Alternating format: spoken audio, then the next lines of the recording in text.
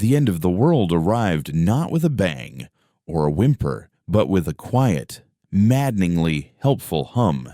They called themselves the Glyptons, though they never spoke the name themselves. They didn't speak at all.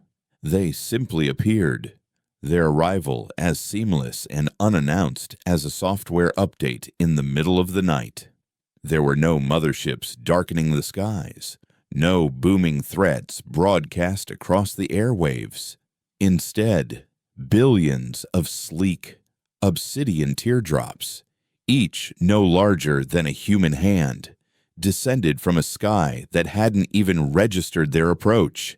They floated silently into every city, every town, every village, their surfaces shimmering with a cool, internal light. They didn't invade, they optimized. The first week was hailed as a miracle. In Mumbai, the optimizers, as they were quickly dubbed, descended upon the snarled arteries of traffic, and within an hour, every vehicle moved in a perfect, frictionless ballet. A commute that once took 3 hours now took 12 minutes. There were no horns, no collisions, no frustration.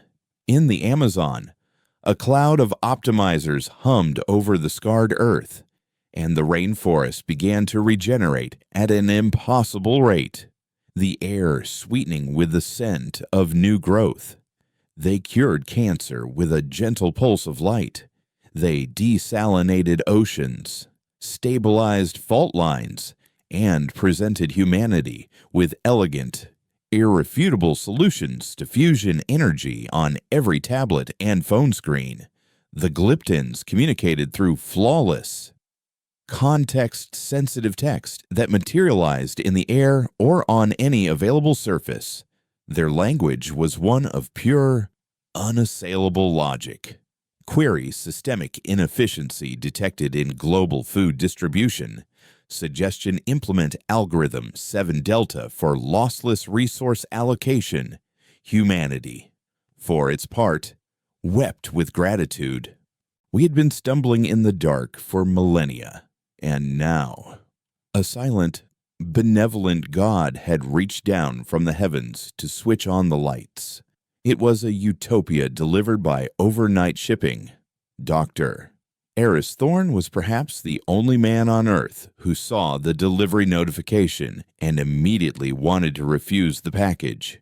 He had been a professor of emergent social dynamics until his tenure was politely but firmly revoked for what the university board called a fundamental and alarming embrace of academic pessimism. His magnum opus, a dense and largely unread book titled The Necessity of Stupidity: How Randomness Forges a Species, argued that human progress was not a product of intelligence, but a byproduct of our spectacular, repeated, and often hilarious failures. He believed that innovation was born from the idiot who accidentally mixed the wrong chemicals. That art was the beautiful scar tissue of a messy, irrational mind, and that love was the most illogical, inefficient, and therefore essential data transfer protocol in existence. When the optimizers arrived, Harris didn't see saviors. He saw exterminators. They weren't exterminating humanity, but humanity's defining, chaotic essence. He watched the news, his face grim, as a tearful anchor reported that global rates of depression were plummeting. The Glyptons had analyzed the human genome and brain chemistry and had begun emitting a low-level frequency that corrected neurochemical imbalances. People weren't just happier, they were correctly happy. The jagged peaks and troughs of human emotion were being smoothed into a gentle, pleasant, and utterly terrifying plateau. His apartment, once a sanctuary of controlled chaos, had become a battleground. An optimizer hovered near his bookshelf, its placid light pulsing. Query your literature collection is sorted by a non-standard emotional metric. Suggestion: reorganize alphabetically by author surname for a 98.7% increase in retrieval efficiency. Eris had thrown a worn copy of Catch-22 at it, which the probe dodged gracefully before analyzing the book's trajectory and suggesting a more ergonomic throwing motion. The change was insidious.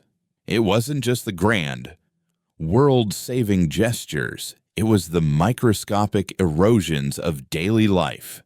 Music was the first to suffer. The Glyptons, in their quest for perfection, had identified the mathematical formulas behind pleasing harmonies and melodies. New compositions became flawless, algorithmically generated pieces that were technically perfect and emotionally sterile. The raw, discordant fury of punk rock, the sorrowful improvisation of the blues, the sheer anarchic joy of a jazz solo. These were identified as auditory inefficiencies and quietly filtered out of public broadcast and streaming services. People didn't seem to mind. The new music was pleasant, predictable, and required no emotional effort. Then came art. The great masterpieces were subtly altered. In the Louvre, an optimizer floated before the Mona Lisa, and with a flicker of light, her famously enigmatic smile was resolved.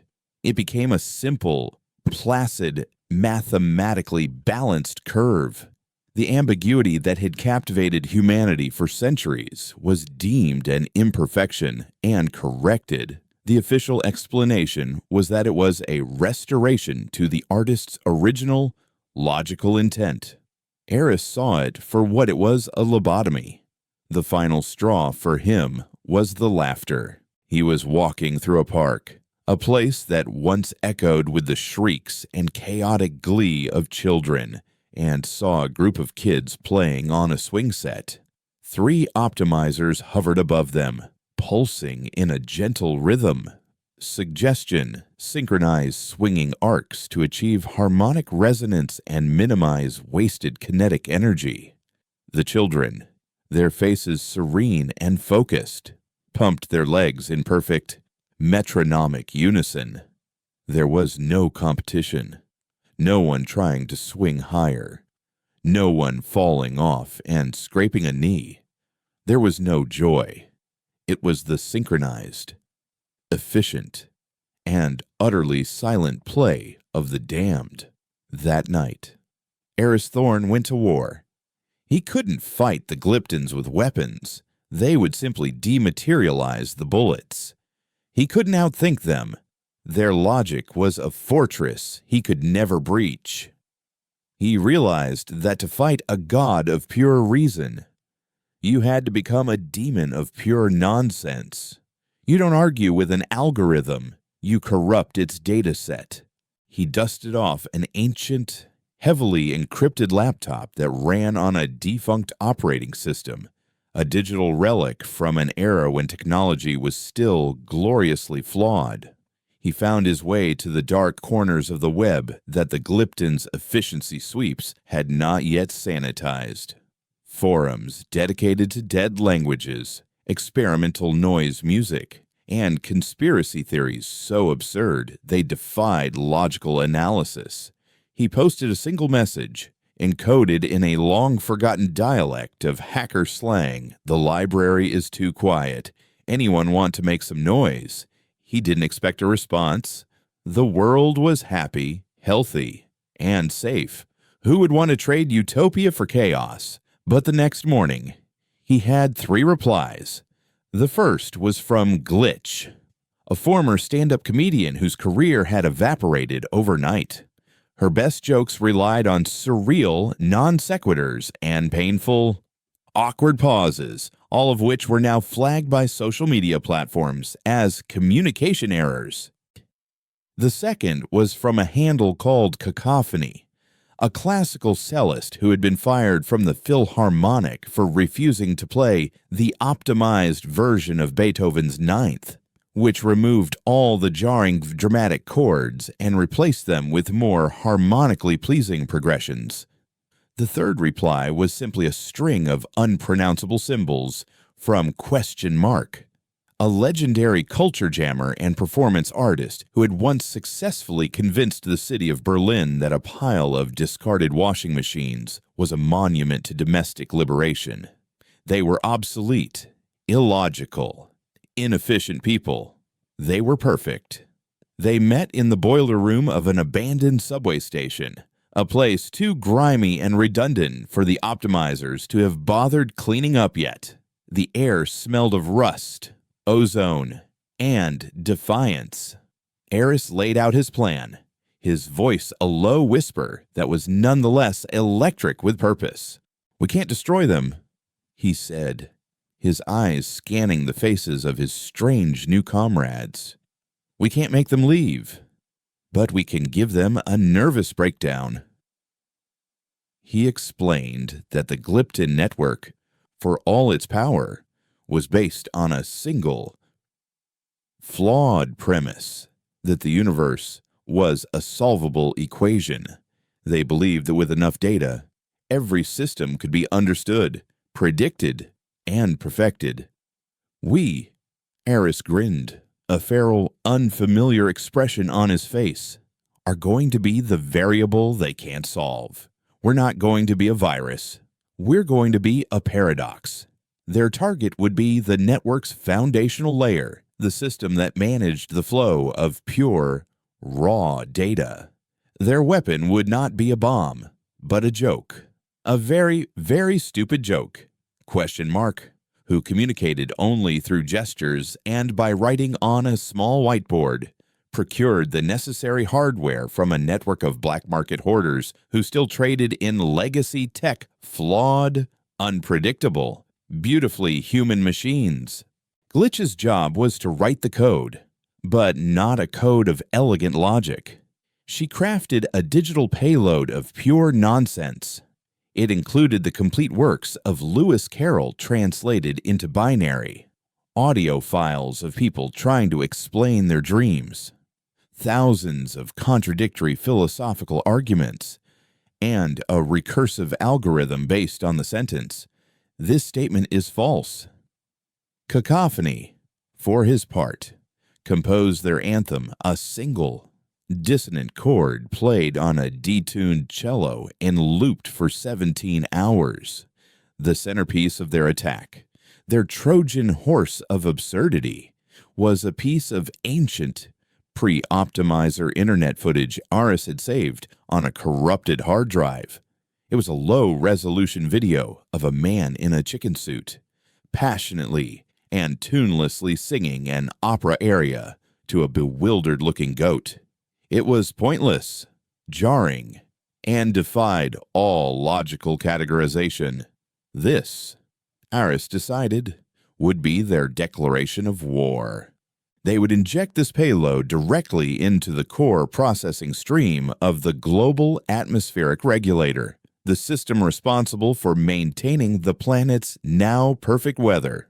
On the chosen night, hunched over glowing screens in the damp chill of the subway tunnel, they launched their assault.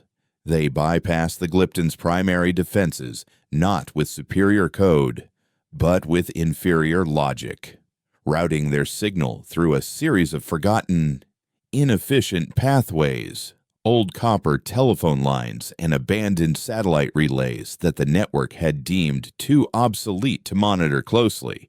For a terrifying minute, nothing happened. The world outside remained placid, perfect, and quiet. Glitch chewed her lip, her face illuminated by the screen. "Did it work?" she whispered. Eris stared at a data feed, a muscle twitching in his jaw, and then he smiled. On the other side of the world, in the perfectly manicured, sun-drenched plazas of Barcelona, a single, fat, impossible drop of rain fell from a clear blue sky. Then another, and another. Soon, a gentle, Unplanned, gloriously inefficient drizzle began to fall. But it wasn't just water.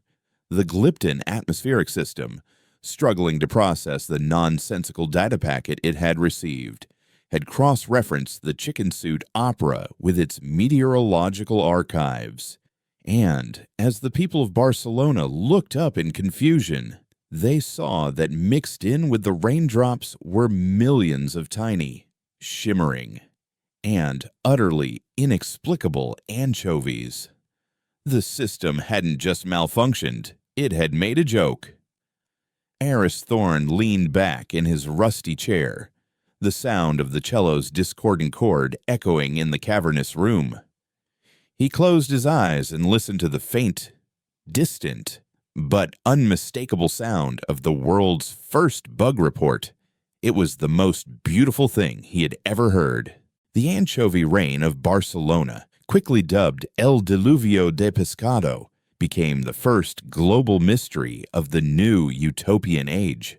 The Glyptons' response was a model of their entire philosophy, calm, clinical, and utterly devoid of wonder. A single universally translated text appeared on all public screens. Atmospheric anomaly. 4B7 resolved. Cause identified as legacy data corruption from a deprecated terrestrial network. Probability of recurrence 0.02%. All affected biomass has been repurposed into nutrient-rich agricultural fertilizer. The miracle of the raining fish was explained away as a bug. The chaotic event tidied up and literally turned into organized fertilizer. The world, conditioned to accept the Glyptons' flawless logic, collectively shrugged and moved on. All except for a handful of people who now knew for a fact that you could throw a punchline at God and make him flinch.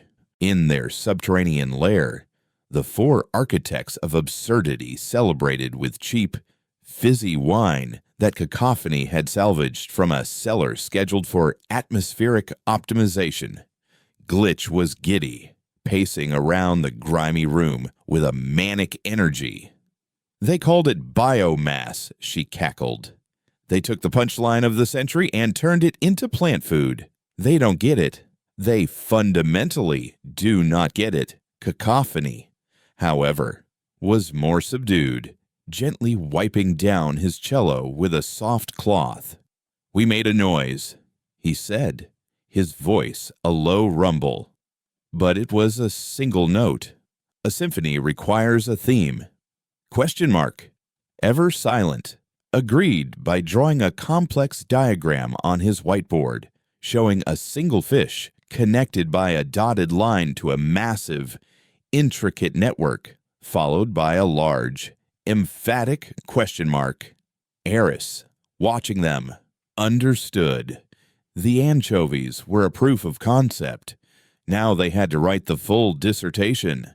Their next act was a quiet escalation, a piece of cultural sabotage designed by question mark himself.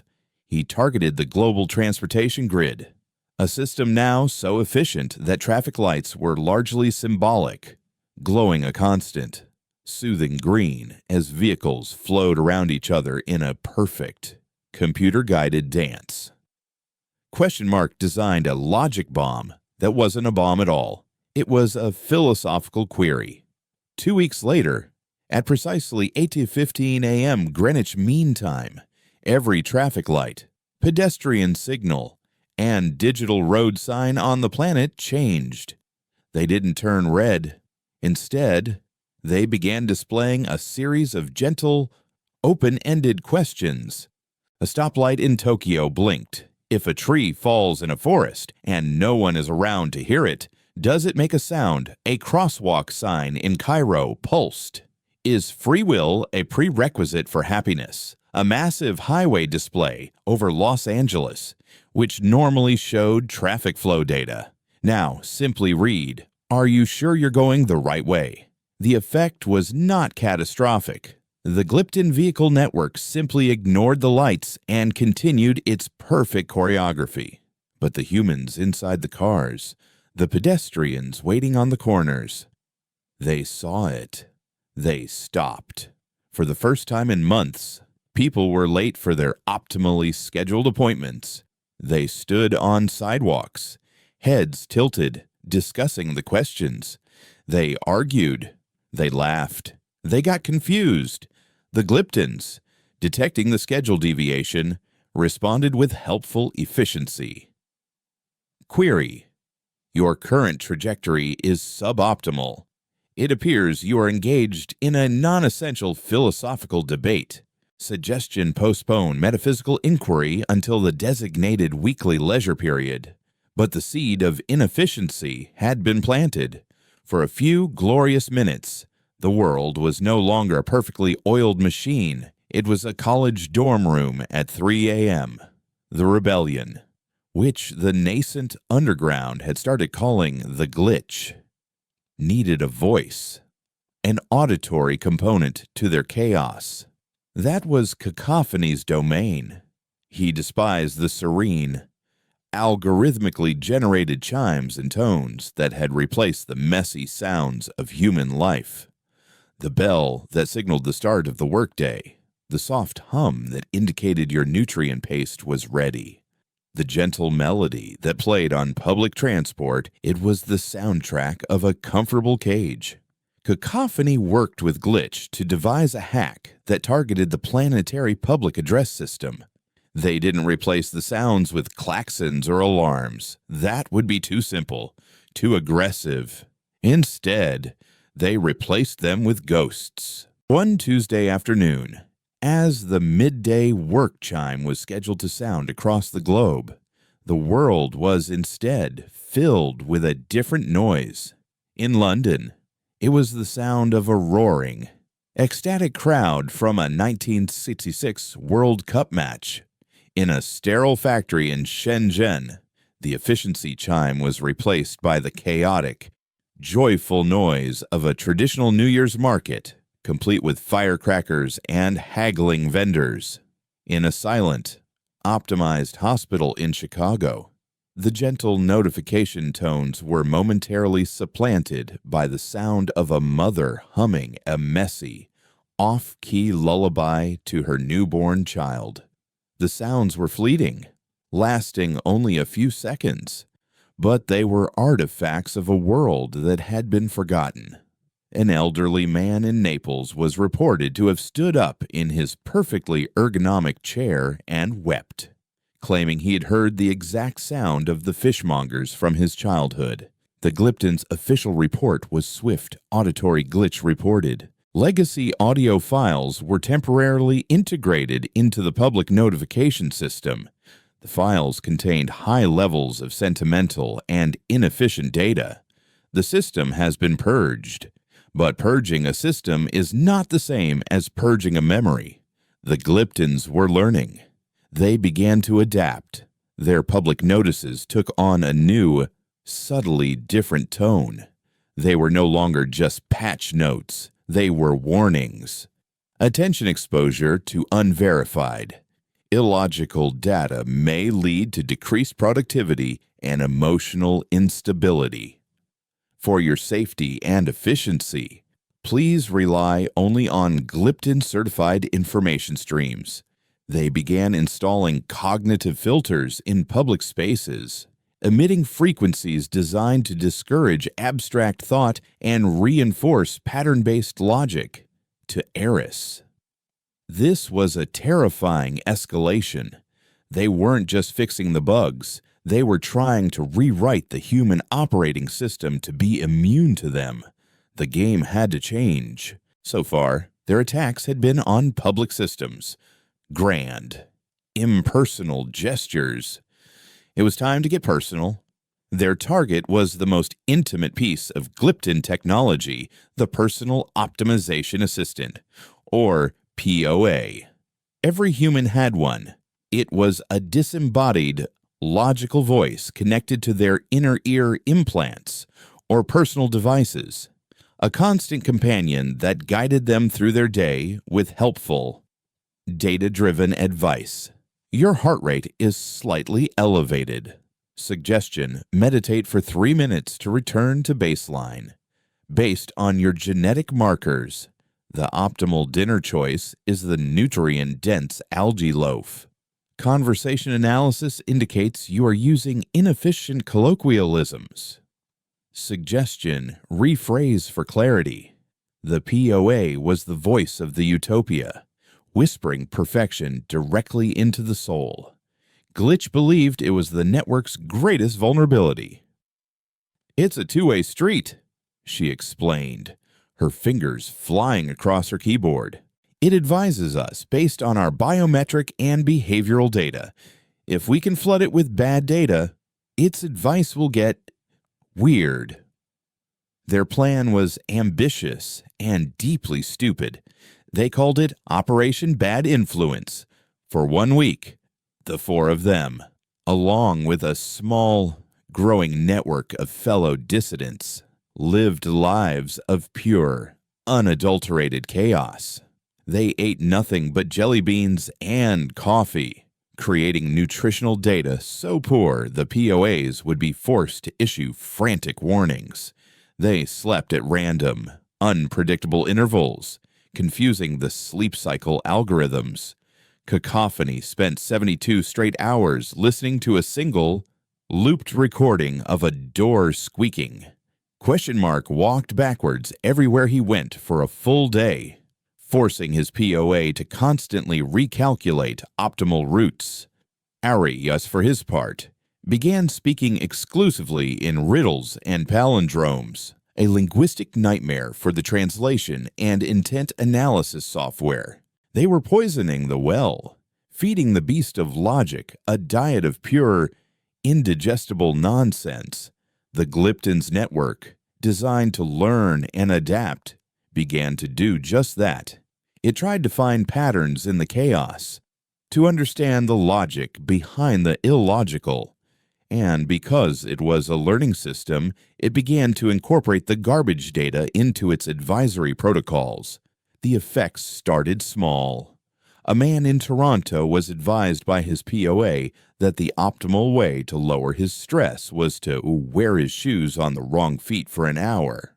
A woman in Lagos had her morning meditation guide suddenly instruct her to contemplate the existential despair of a forgotten sock. But the true chaos was unleashed on a Friday. Glitch had found a final, master exploit, a way to make the corrupted advisory protocols cascade across the entire global network for a full 60 seconds. At precisely 12:00 p.m. GMT, every personal optimization assistant on the planet went completely, gloriously insane. In boardrooms, on construction sites, in classrooms and quiet homes, the calm, logical voice in everyone's head was replaced by a mischievous demon of inefficiency. Suggestion: your current task is boring. You should build a fort out of your office furniture. Analysis indicates a high probability of rain. Suggestion: go outside and attempt to catch the raindrops on your tongue. Optimal dietary intake for this afternoon is a sandwich comprised of ingredients chosen solely by their color. 1 billion people simultaneously received the worst, most human advice imaginable, and the world, for the first time in a long time, erupted.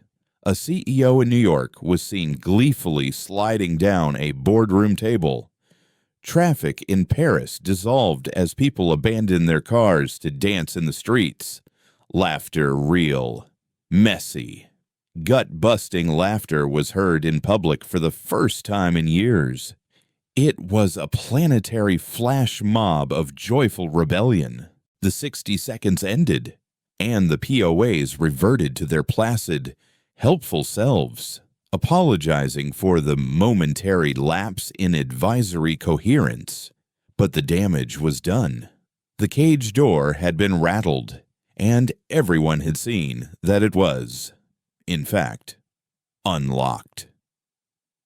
In the subway station, the four rebels watched the news feeds, which were struggling to report on the spontaneous, planet-wide outbreak of fun. Their victory was absolute, But as the celebration died down, Eris looked at a private monitor. The Glyptons had never tried to communicate with them directly.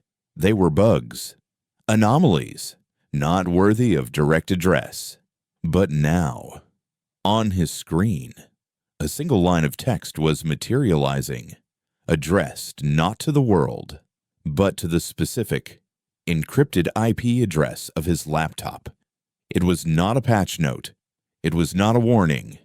It was a single, chillingly logical query. Your existence introduces a persistent, unsolvable variable into the system.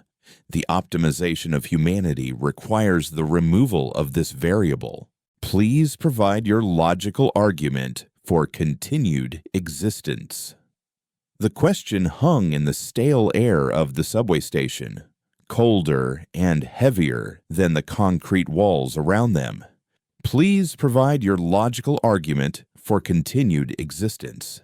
It was the ultimate threat, wrapped in the polite, sterile language of a tech support email. The Glyptons hadn't sent an army, they had sent a final exam.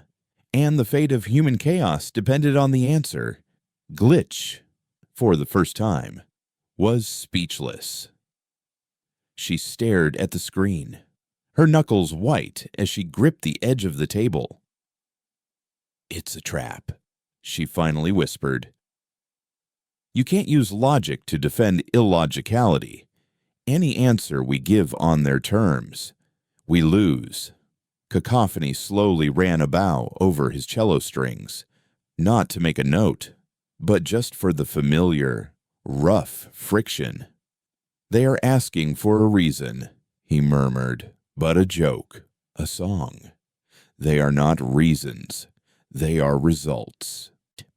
Question mark furiously sketched on his whiteboard a drawing of a human heart, with a line leading to a brain, but with a large, frantic scribble blocking the path between them.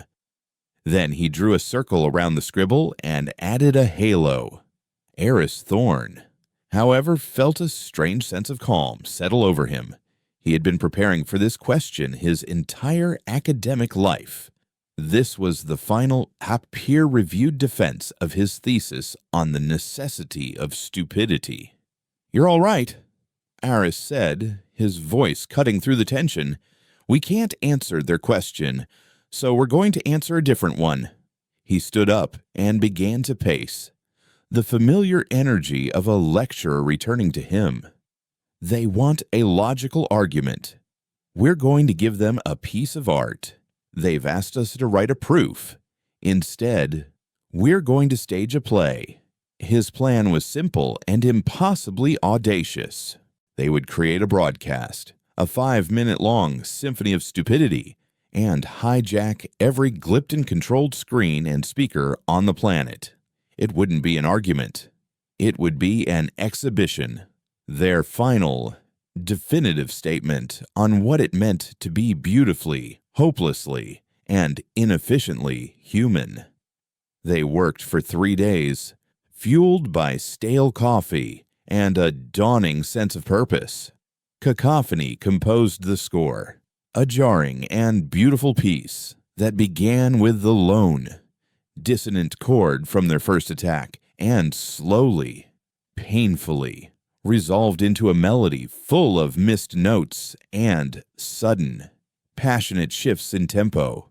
Glitch wrote what she called code poems, verses of text that would flash on screen, using the language of programming to describe illogical emotions. If sadness reads true, then loop memory, dat with no exit condition. Question mark choreographed a silent performance for himself, filmed against a black background. He would meticulously build a house of cards, only to sneeze and blow it down, then stare at the fallen cards not with frustration, but with a slow, dawning smile. The broadcast, their answer to the Glyptons, went live on a Thursday. For 5 minutes, the placid efficiency of the world was shattered. On the side of skyscrapers and on personal tablets, question mark's silent comedy played out. through every public speaker and private earpiece. Cacophony's flawed symphony swelled across the bottom of the screens. Glitch's emotional code scrolled like a news ticker, and providing the only spoken words was Eris, his voice not lecturing, but narrating like a poet in a smoky bar. "You asked for logic," he began, his voice calm and steady over the chaotic music. "But you can't measure the distance between a punchline and a laugh. You can't quantify the feeling of a song that makes you remember a person you've lost. You ask for our reason to exist. Our reason is that we exist for no reason at all. We are the glitch in the universe's perfect code, the rounding error in the cosmic equation, and we would not have it any other way." The broadcast concluded with its final, definitive statement, the original, low-resolution footage of the man in the chicken suit singing opera to a goat, their signature, their flag. After 5 minutes, the screens went blank. The world held its breath.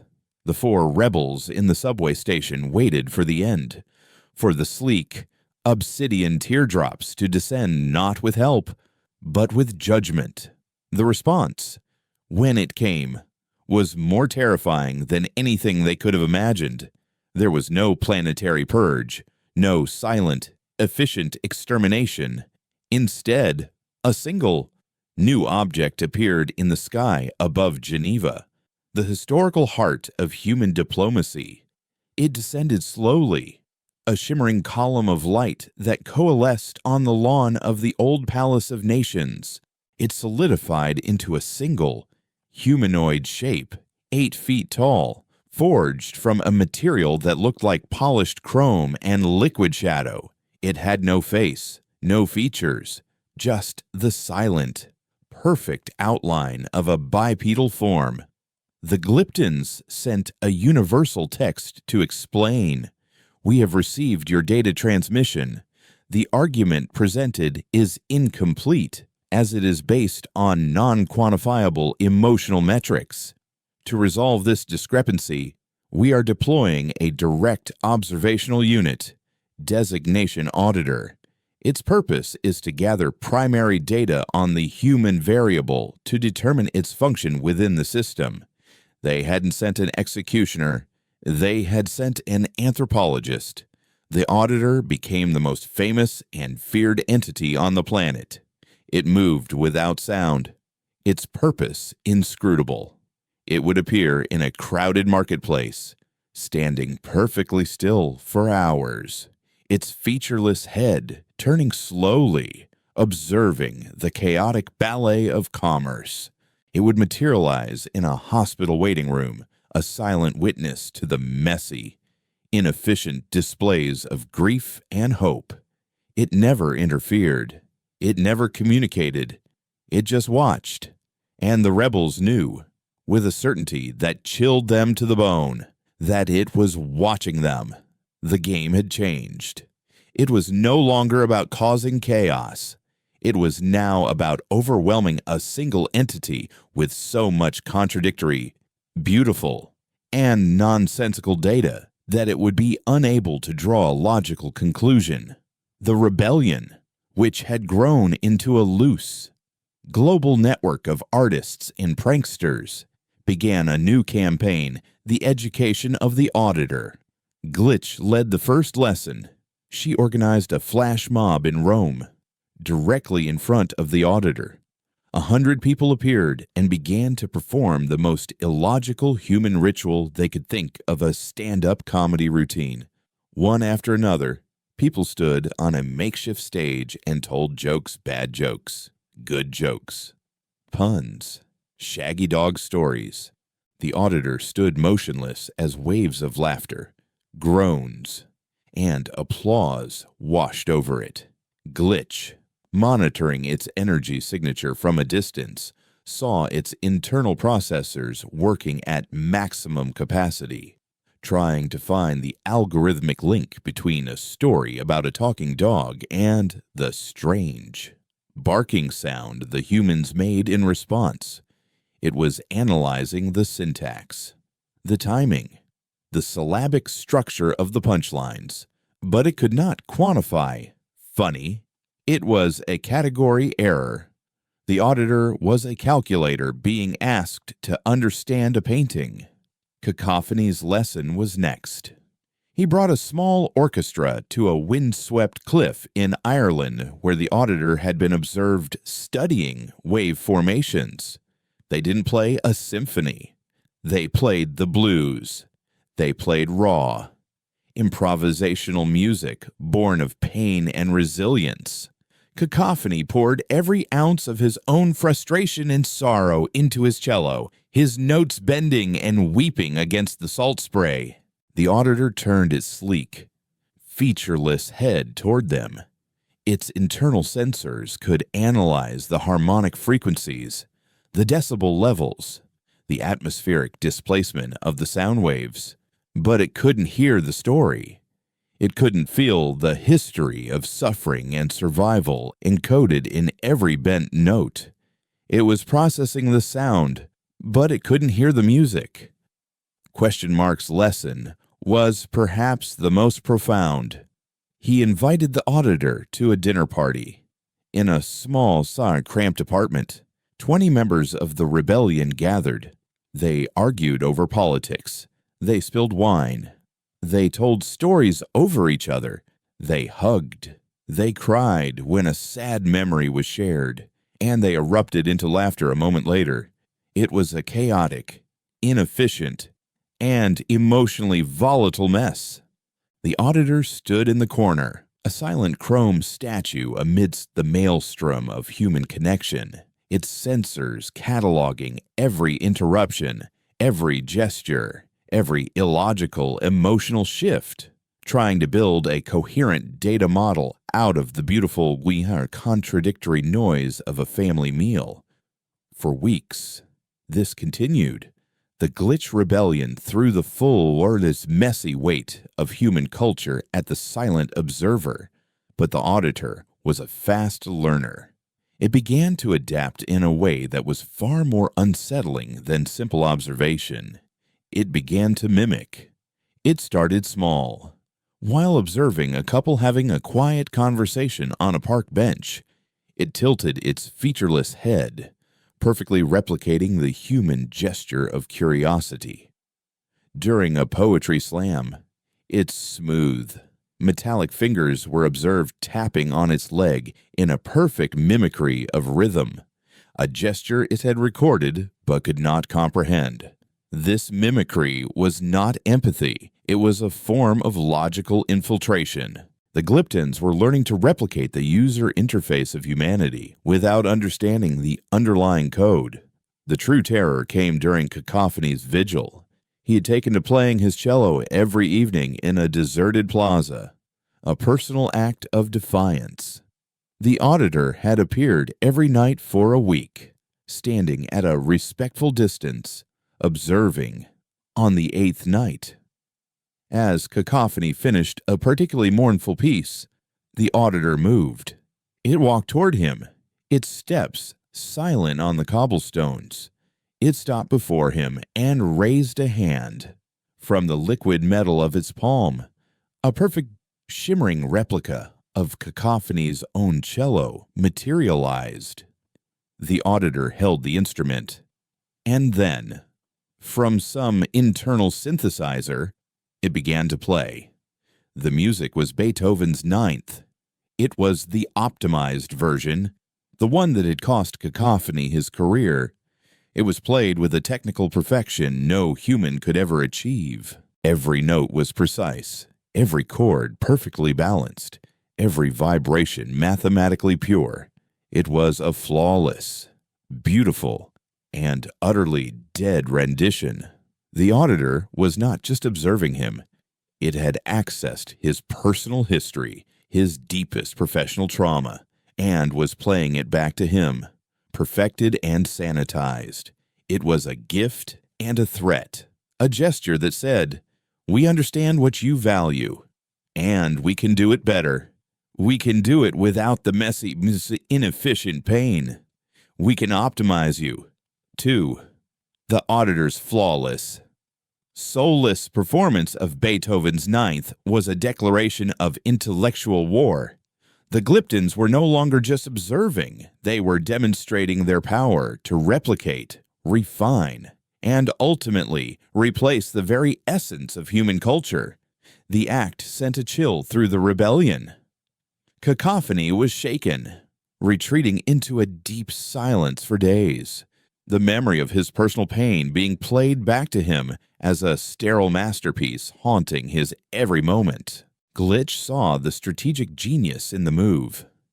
"They're showing us our own art, but with the us scraped out of it," she said, her voice tight with a mixture of fear and grudging respect.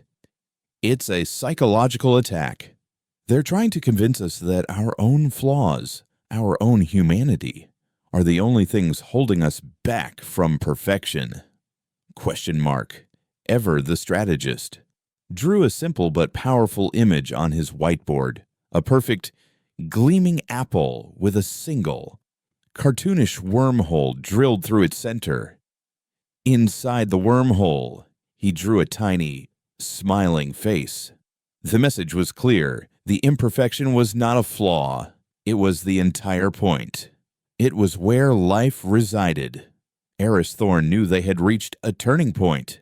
They had thrown chaos at the Glyptons, and they had responded with sterile mimicry.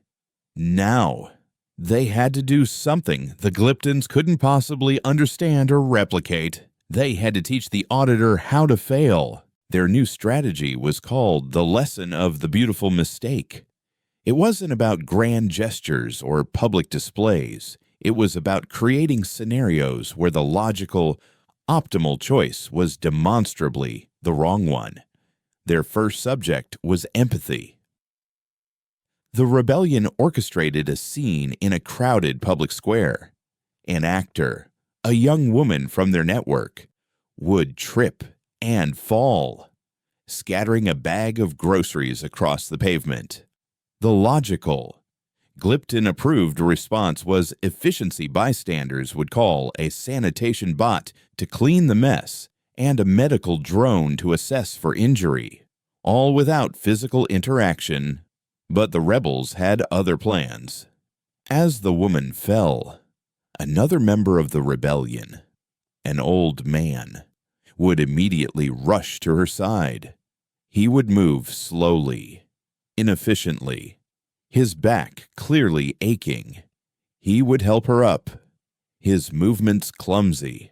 He would, then, even more inefficiently, help her gather the scattered groceries, even the bruised apple and the carton of milk that was now slightly leaking. The Auditor, which had been observing the square, focused its attention on the scene. Its processors would analyze the situation and conclude that the old man's response was deeply suboptimal. He was risking his own physical strain for a task that could be automated. He was recovering damaged goods that should logically be discarded. He was wasting time. But then, as the woman thanked the old man, she would hug him. A brief, messy, illogical human embrace. Glitch, monitoring the Auditor's data stream from a nearby cafe, saw a spike in its processing unlike any before. It was a torrent of unclassifiable data. The Auditor could calculate the force of the hug, the body temperature, the exchange of microbes, but it could not compute the value of the gesture itself. It couldn't quantify the transfer of comfort, of gratitude, of shared vulnerability. For the first time, the Auditor's observational log contained a new entry event anomaly. 7C action performed with negative efficiency yields positive emotional response. Data is contradictory. Further analysis required. The lessons became more elaborate. They targeted the Glypton concept of truth. The Glyptons operated on a binary of true and false, fact and error. The rebels decided to introduce it to the concept of the white lie. They staged a scene where a child presented his mother with a terrible misshapen clay sculpture he had made.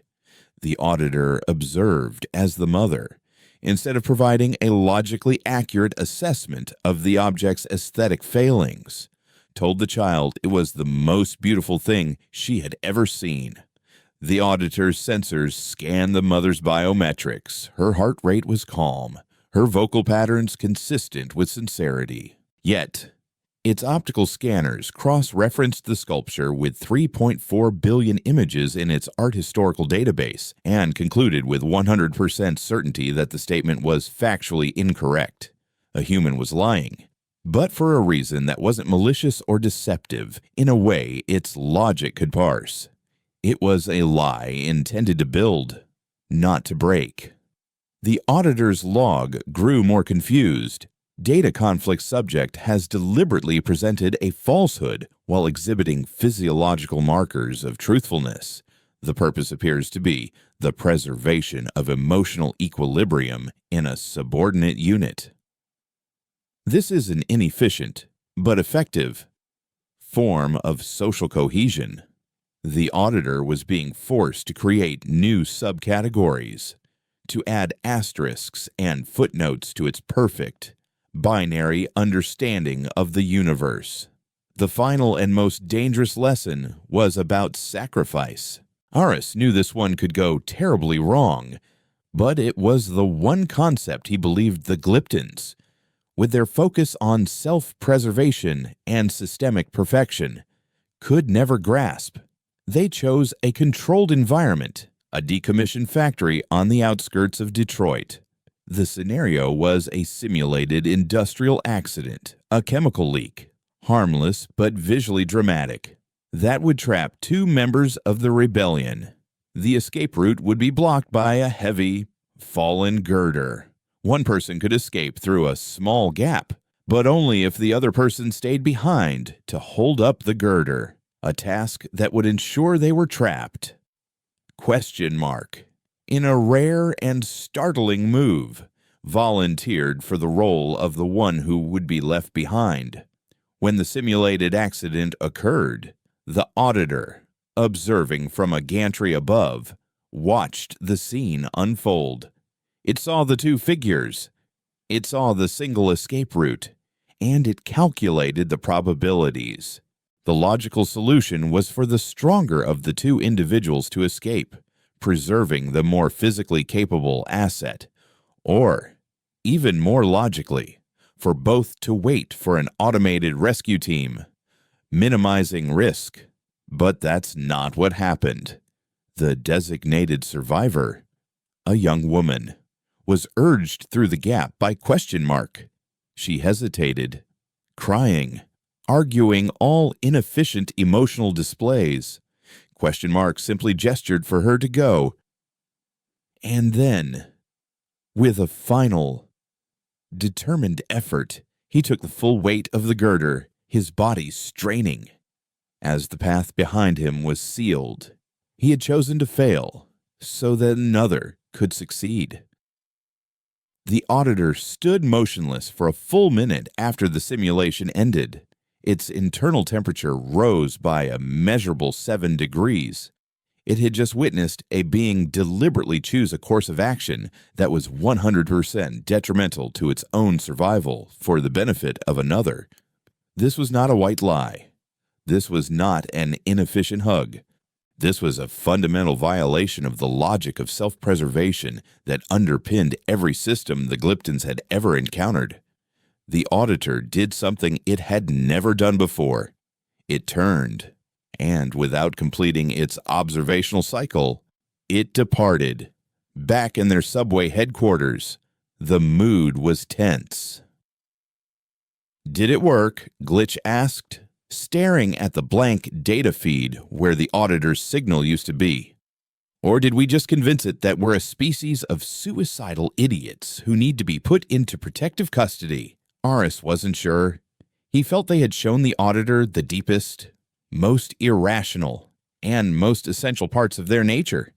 But he didn't know if a machine built on pure logic could see it as anything other than a fatal flaw in their design. The answer came 3 days later. It wasn't a message or a new observer. It was an action. The Glyptons had, for months, been undertaking a massive project, the Great Realignment of Earth's historical records.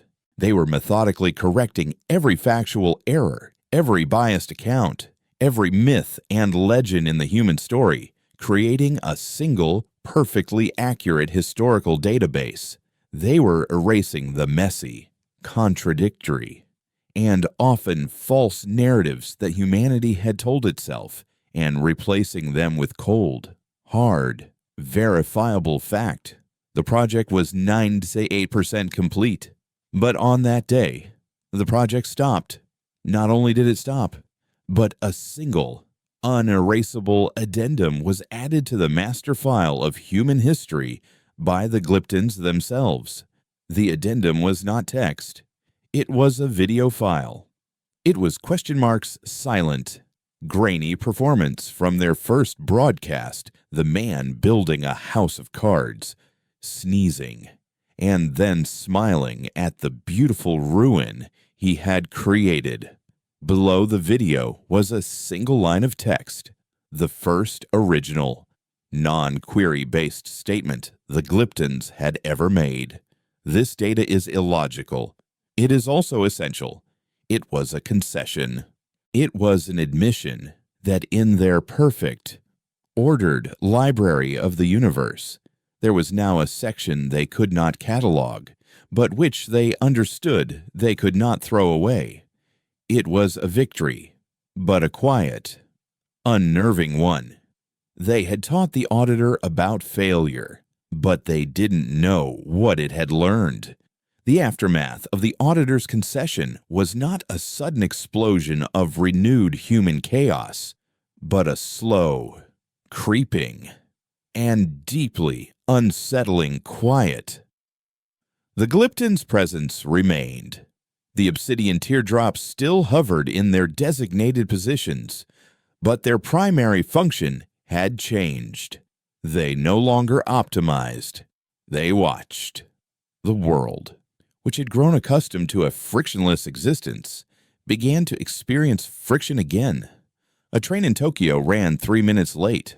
A power grid in California flickered for a half second.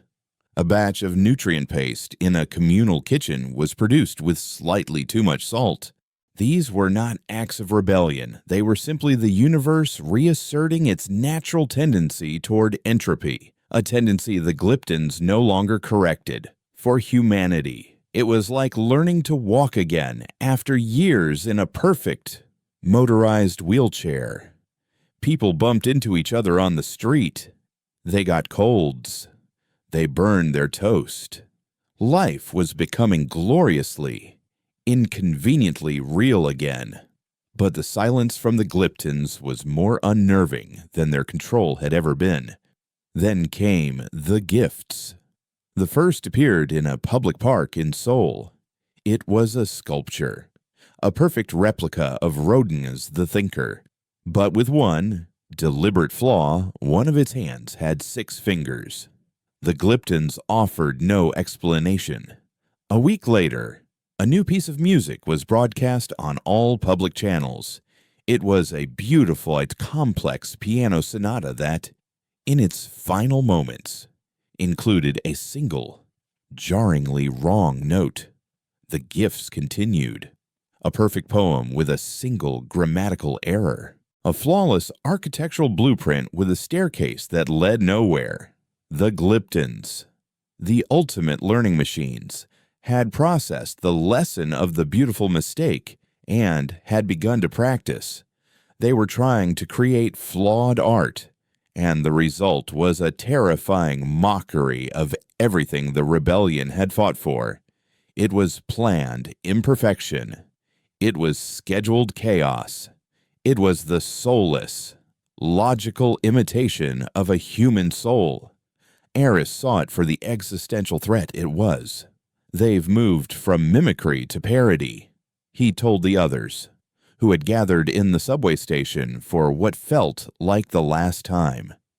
They think our essence is a bug they can replicate. They think a mistake is just a variable they can program. He knew they had one final act to perform. It could not be a hack or a performance. It had to be a conversation. He had no way of contacting the Glyptons directly, but he had a feeling he wouldn't have to. He went to the place where the Auditor had first appeared, the lawn of the Palace of Nations in Geneva. He simply sat on a bench, a thermos of tea by his side, and waited. He waited for 2 days. On the third morning, it appeared. The shimmering, 8-foot-tall chrome form of the Auditor coalesced a few feet in front of him. It did not speak, but for the first time, Aris felt a sense of being addressed. "You learned to make mistakes," Aris said, his voice calm, not needing to be raised. "But you missed the point. A mistake isn't beautiful because it's a flaw. It's beautiful because it's unintentional. It's the ghost of a different choice. It's the evidence that the artist was a human, not a god, and that they were reaching for something just beyond their grasp." The Auditor stood motionless, processing. "You can't program a soul," Aris continued, taking a sip of tea. "You can't schedule a happy accident. Our flaws aren't features you can add to your next software update. They are the unpredictable static between our best intentions and our limited abilities. That's where art lives. That's where we live." For a long time, there was only the sound of the wind. Then, text began to materialize in the air between them, the familiar, placid font of the Glyptons. But the words were different. "Your system is based on a fundamental paradox. To achieve your most effective results, art, empathy. Sacrifice, you must operate inefficiently. This is a contradiction we cannot resolve." "Yes," Aris said, a slow smile spreading across his face. "Yes, it is. And it's wonderful." He stood up and walked closer to the silent chrome figure. "You came here to optimize us, but you can't. You can't fix a system whose primary function is to be broken. You can't perfect a species that finds meaning in the cracks." He looked up at the featureless face of the being who had studied his world so intently. "So now you have a choice. You can stay and keep making your perfect forgeries of our imperfections, and we'll keep making real, messy, beautiful things until the end of time. Or you can accept that some equations are not meant to be solved." The Auditor did not move, but the air around it seemed to shimmer with an intense energy. The text reappeared. Conclusion: the human variable cannot be optimized. It can only be experienced. Then, the Auditor dissolved, its chrome form melting back into a column of light that ascended into the sky and vanished. The departure was as quiet and seamless as the arrival. One moment, the obsidian teardrops were there, a constant feature of the global landscape. The next, they were gone. They left no note, no explanation, no parting gift. They simply removed themselves from the equation. The world was humanity's again, with all its flaws and inefficiencies. The first few years were hard. Our traffic jams returned with a vengeance. The common cold made a spectacular comeback. Arguments were no longer suboptimal conversations, but loud, passionate, and necessary parts of life. But so did everything else. Cacophony founded the International Orchestra of Imperfection, a globally celebrated ensemble where a missed note was not a mistake, but an opportunity for improvisation. Glitch, ironically, was hired by the new global government to run the Department of Strategic Inefficiency, a think tank dedicated to ensuring that human systems never became too perfect, too rigid ever again. Question mark became a silent teacher, his wordless performances a mandatory part of every child's education, teaching them the profound joy of building something beautiful and having the grace to smile when it all comes tumbling down. And Aris Thorn, he went back to his university. His old book, The Necessity of Stupidity, was now required reading across the planet. He didn't teach big lecture halls anymore. He preferred small seminars, where he would sit with young students and simply talk, arguing and laughing and exploring the messy, wonderful contradictions of their shared existence. Years later, he was an old man, sitting on the porch of his quiet home, watching his grandchildren play in the yard. They were running, and one of them tripped and fell, scraping her knee. She cried, real, hiccuping sobs of pain. Her brother, instead of calling for a drone, ran to her, helped her up, and gave her a clumsy, heartfelt hug. Aris smiled. It was the most beautiful sight in the world. As the sun began to set, a single object descended from the twilight sky. It was a lone Glypton probe, a sleek, obsidian teardrop, the first one seen in decades. It hovered a few feet from his porch, its internal light pulsing gently. Aris felt no fear, only a quiet curiosity. He had said all he needed to say. The probe floated silently for a moment, and then a single line of text materialized in the evening air, a question he knew the old Glyptons could never have conceived. It was not a query about logic or efficiency. It was a request. Tell us a joke we haven't heard.